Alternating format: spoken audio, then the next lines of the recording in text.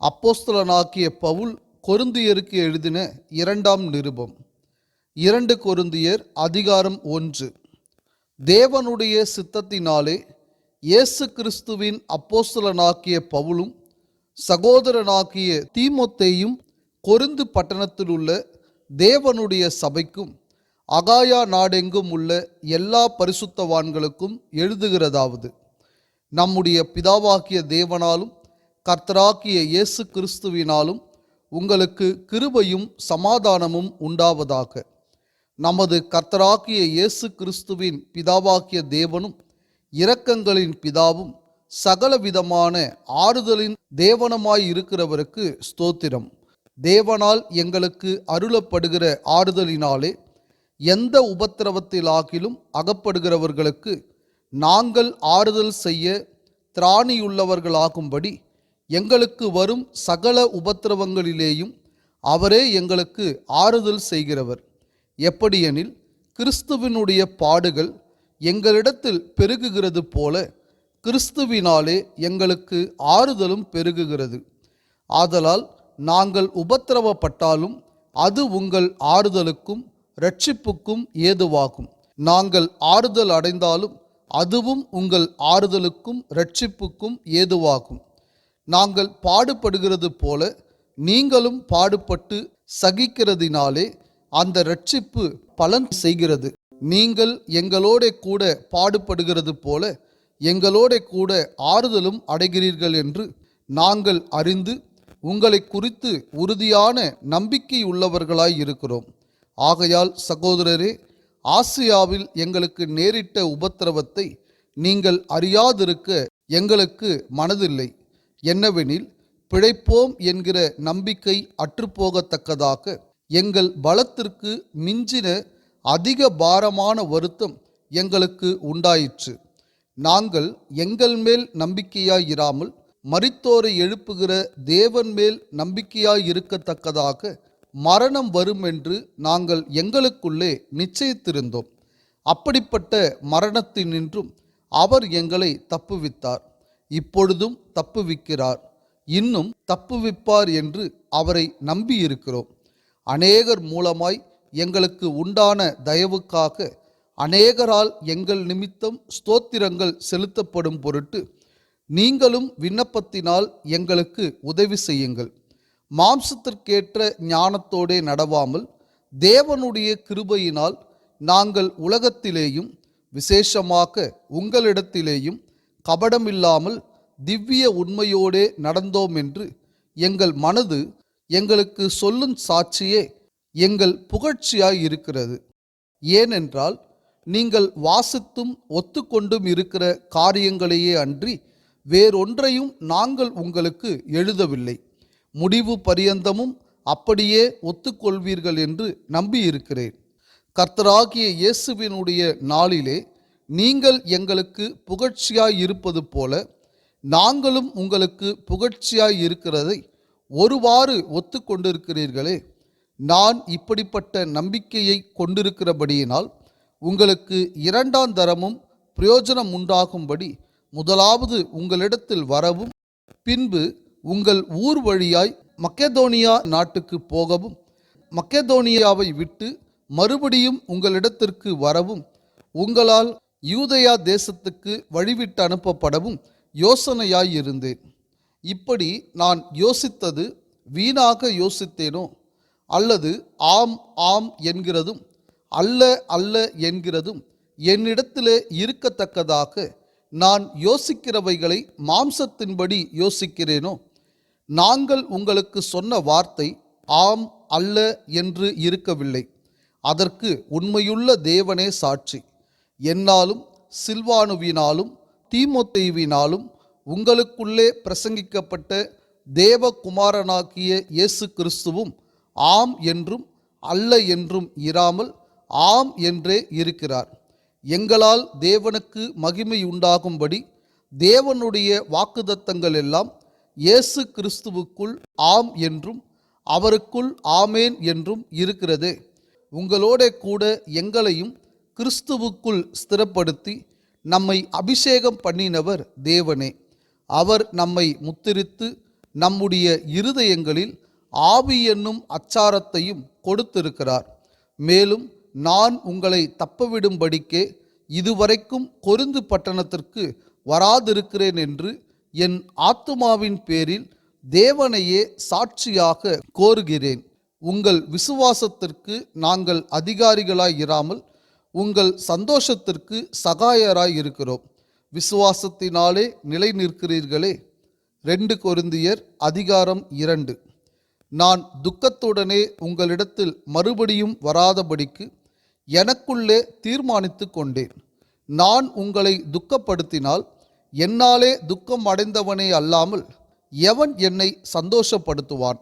என்னுடைய சந்தோஷம் உங்கள் எல்லாருக்கும் சந்தோஷமாயிருக்கும் என்று நான் உங்கள் எல்லாரையும் பற்றி நம்பிக்கையுள்ளவனாய் இருந்து, நான் வரும்போது என்னை சந்தோஷப்படுத்த வேண்டியவர்களால் நான் துக்கம் அடையாதபடிக்கு அதை உங்களுக்கு எழுதினேன். அன்றியும் நீங்கள் துக்கப்படும்படிக்கு எழுதாமல் உங்கள் மேல் நான் வைத்த அன்பின் மிகுதியை நீங்கள் அறியும்படிக்கே மிகுந்த வியாகுலமும் மன இடுக்கமும் அடைந்தவனாய் அதிக கண்ணீரோடே உங்களுக்கு எழுதினேன். துக்கம் உண்டாக்கினவன் எனக்கு மாத்திரமல்ல, ஒருவாறு உங்கள் எல்லாருக்கும் துக்கம் உண்டாக்கினான். நான் உங்கள் எல்லார் மேலும் அதிக பாரம் சுமத்தாதபடிக்கு இதை சொல்லுகிறேன். அப்படிப்பட்டவனுக்கு அநேகரால் உண்டான இந்த தண்டனையே போதும். ஆதலால் அவன் அதிக துக்கத்தில் அமிழ்ந்து போகாதபடிக்கு நீங்கள் அவனுக்கு மன்னித்து ஆறுதல் செய்ய வேண்டும்.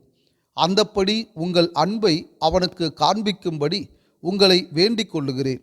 நீங்கள் எல்லாவற்றிலேயும் கீழ்ப்படிந்திருக்கிறீர்களோ என்று உங்களை சோதித்தறியும்படி இப்படி எழுதினேன்.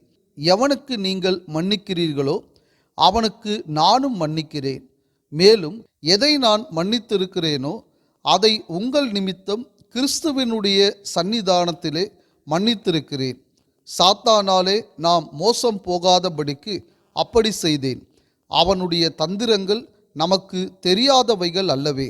மேலும் நான் கிறிஸ்துவின் சுவிசேஷத்தை பிரசங்கிக்கும்படி துரோவா பட்டணத்தில் வந்தபோது கர்த்தராலே எனக்கு கதவு திறக்கப்பட்டிருக்கையில் நான் என் சகோதரனாக்கிய தீத்துவை காணாததினாலே என் ஆவிக்கு அமைதல் இல்லாதிருந்தது.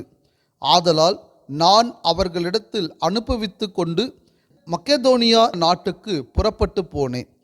கிறிஸ்துவுக்குள் எப்பொழுதும் எங்களை வெற்றி சிறக்க பண்ணி எல்லா இடங்களிலேயும் எங்களை கொண்டு அவரை அறிகிற அறிவின் வாசனையை வெளிப்படுத்துகிற தேவனுக்கு ஸ்தோத்திரம்.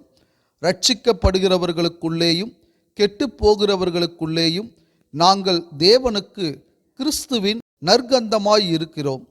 கெட்டுப்போகிறவர்களுக்குள்ளே மரணத்திற்கேதுவான மரண வாசனையாகவும் ரட்சிக்கப்படுகிறவர்களுக்குள்ளே ஜீவனுக்கேதுவான ஜீவ வாசனையாகவும் இருக்கிறோம்.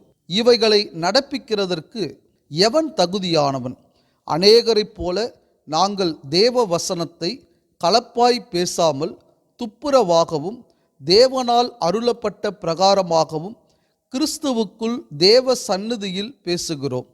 2 கொரிந்தியர் அதிகாரம் 3. எங்களை நாங்களே மறுபடியும் மெச்சிக்கொள்ள தொடங்குகிறோமோ? அல்லது சிலருக்கு வேண்டியதாய் இருக்கிறது போல உங்களுக்கு உபசார நிருபங்களை அனுப்பவும் உங்களிடத்தில் உபசார நிருபங்களை பெற்றுக்கொள்ளவும் எங்களுக்கு வேண்டியதோ? எங்கள் இருதயங்களில் எழுதப்பட்டும் சகல மனுஷராலும் அறிந்து வாசிக்கப்பட்டும் இருக்கிற எங்கள் நிருபம் நீங்கள்தானே.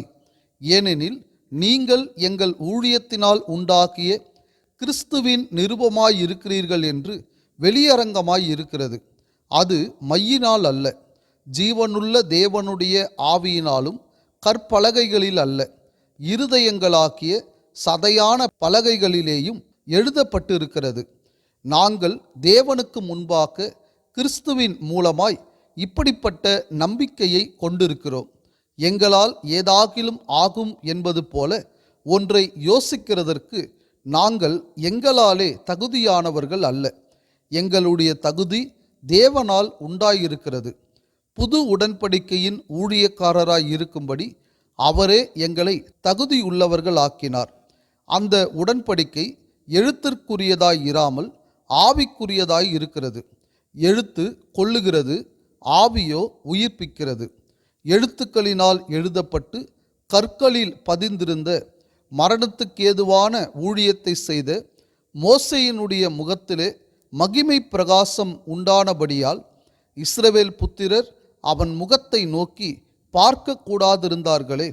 ஒழிந்து போகிற மகிமையுடைய அந்த ஊழியம் அப்படிப்பட்ட மகிமை உள்ளதாய் இருந்தால் ஆவிக்குரிய ஊழியம் எவ்வளவு அதிக மகிமையுள்ளதாய் இருக்கும். ஆக்கினை தீர்ப்பு கொடுக்கும் ஊழியம் மகிமையுள்ளதாய் இருந்தால் நீதியை கொடுக்கும் ஊழியம் அதிக மகிமையுள்ளதாய் இருக்குமே. இப்படியாக மகிமைப்பட்டிருந்த அந்த ஊழியம் இந்த ஊழியத்திற்கு உண்டாயிருக்கிற சிறந்த மகிமைக்கு முன்பாக மகிமைப்பட்டதல்ல. அன்றியும் ஒழிந்து போவதே மகிமை உள்ளதாய் இருந்ததானால் நிலைத்திருப்பது அதிக மகிமையுள்ளதாய் இருக்குமே. நாங்கள் இப்படிப்பட்ட நம்பிக்கையை உடையவர்களாதலால் மிகவும் தாராளமாய் பேசுகிறோம்.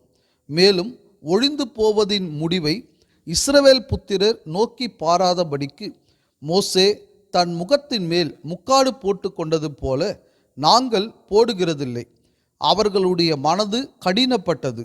இந்நாள் வரைக்கும் பழைய ஏற்பாடு வாசிக்கப்படுகையில் அந்த முக்காடு நீங்காமல் இருக்கிறது.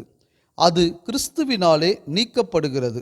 மோசேயின் ஆகமங்கள் வாசிக்கப்படும் போது இந்நாள் வரைக்கும் முக்காடு அவர்கள் இருதயத்தின் மேல் இருக்கிறதே. அவர்கள் கர்த்தரிடத்தில் மனம் திரும்பும் போது அந்த முக்காடு எடுபட்டு போம். கர்த்தரே ஆவியானவர். கர்த்தருடைய ஆவி எங்கேயோ அங்கே விடுதலையும் உண்டு. நாம் எல்லாரும் திறந்த முகமாய் கர்த்தருடைய மகிமையை கண்ணாடியிலே காண்கிறது போல கண்டு ஆவியாய் இருக்கிற கர்த்தரால் அந்த சாயலாகத்தானே மகிமையின் மேல் மகிமை அடைந்து மறுரூபப்படுகிறோம். 2 கொரிந்தியர் அதிகாரம் 4. இப்படிப்பட்ட ஊழியத்தை உடையவர்களாகிய நாங்கள் இரக்கம் பெற்றிருப்பதால் சோர்ந்து போகிறதில்லை. வெட்கமான அந்தரங்க காரியங்களை நாங்கள் வெறுத்து தந்திரமாய் நடவாமலும் தேவ வசனத்தை புரட்டாமலும் சத்தியத்தை வெளிப்படுத்துகிறதினாலே தேவனுக்கு முன்பாக எல்லா மனுஷருடைய மனசாட்சிக்கும் எங்களை உத்தமர் என்று விளங்க பண்ணுகிறோம். எங்கள் சுவிசேஷம் மறைப்பொருளாய் இருந்தால் கெட்டுப்போகிறவர்களுக்கே அது மறைப்பொருளாய் இருக்கும். தேவனுடைய சாயலாய் இருக்கிற கிறிஸ்துவின் மகிமையான சுவிசேஷத்தின் ஒளி அவிசுவாசிகளாகிய அவர்களுக்கு பிரகாசமாயிராதபடிக்கு இப்பிரபஞ்சத்தின் தேவனானவன் அவர்களுடைய மனதை குருடாக்கினான். நாங்கள் எங்களையே பிரசங்கியாமல் கிறிஸ்து இயேசுவை கர்த்தர் என்றும் எங்களையோ இயேசுவின் நிமித்தம் உங்கள் ஊழியக்காரர் என்றும் பிரசங்கிக்கிறோம். இருளிலிருந்து வெளிச்சத்தை பிரகாசிக்க சொன்ன தேவன் இயேசு கிறிஸ்துவின் முகத்தில் உள்ள தமது மகிமையின் அறிவாக்கிய ஒளியை தோன்ற பண்ணும் பொருட்டாக எங்கள் இருதயங்களிலே பிரகாசித்தார். இந்த மகத்துவமுள்ள வல்லமை எங்களால் உண்டாயிராமல் தேவனால் உண்டாயிருக்கிறதென்று விளங்கும்படி இந்த பொக்கிஷத்தை மண் பாண்டங்களில் பெற்றிருக்கிறோம். நாங்கள் எப்பக்கத்திலும் நெருக்கப்பட்டும் ஒடுங்கி போகிறதில்லை, கலக்கம் அடைந்தும் மனமுறிவடைகிறதில்லை, துன்பப்படுத்தப்பட்டும் கைவிடப்படுகிறதில்லை, கீழே தள்ளப்பட்டும் மடிந்து போகிறதில்லை. கர்த்தராகிய இயேசுவினுடைய ஜீவனும் எங்கள் சரீரத்திலே விளங்கும்படிக்கு இயேசுவின் மரணத்தை எப்பொழுதும் எங்கள் சரீரத்தில் சுமந்து திரிகிறோம். எப்படியெனில் சாவுக்கினமான எங்கள் மாம்சத்திலே இயேசுவினுடைய ஜீவனும் விளங்கும்படிக்கு உயிரோடு இருக்கிற நாங்கள் எப்பொழுதும் இயேசுவின் நிமித்தம் மரணத்திற்கு ஒப்பு கொடுக்கப்படுகிறோம். இப்படி மரணமானது எங்களிடத்திலும் ஜீவனானது உங்களிடத்திலும் பலன் செய்கிறது.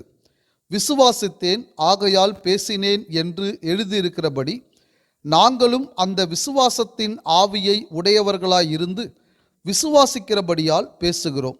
கர்த்தராகிய இயேசுவை எழுப்பினவர் எங்களையும் இயேசுவை கொண்டு எழுப்பி உங்களுடனே கூட தமக்கு முன்பாக நிறுத்துவார் என்று அறிந்திருக்கிறோம். தேவனுடைய மகிமை விளங்குவதற்கேதுவாக கிருபையானது அநேகருடைய ஸ்தோத்திரத்தினாலே பெருகும்படிக்கு இவையெல்லாம் உங்கள் நிமித்தம் உண்டாயிருக்கிறது. ஆனபடியினாலே நாங்கள் சோர்ந்து போகிறதில்லை. எங்கள் புறம்பான மனுஷனானது அழிந்தும் உள்ளான மனுஷனானது நாளுக்கு நாள் புதிதாக்கப்படுகிறது.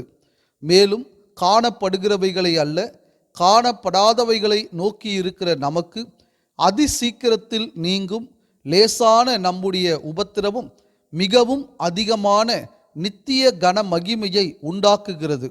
ஏனெனில் காணப்படுகிறவைகள் அநித்தியமானவைகள், காணப்படாதவைகளோ நித்தியமானவைகள்.